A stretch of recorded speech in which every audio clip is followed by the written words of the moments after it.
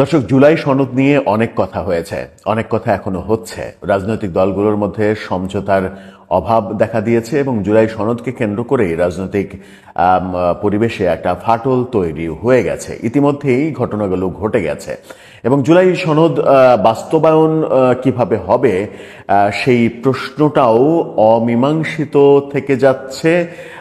সরকার জুলাই সনদ বাস্তবায়নের পথ খুঁজে পাচ্ছে না।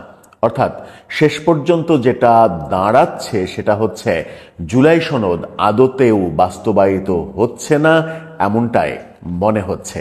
তাহলে এই যে এত সময়, গত একটা বছর যে সময় নষ্ট হলো, সংস্কার কমিটি করা হলো, সংস্কার কমিটি প্রতিবেদন দিল, তারপরে ঐক্যমত্য কমিশন গঠন করা হলো, তারপরে দলগুলোকে নিয়ে শুধু মিটিংয়ের পর মিটিং হলো।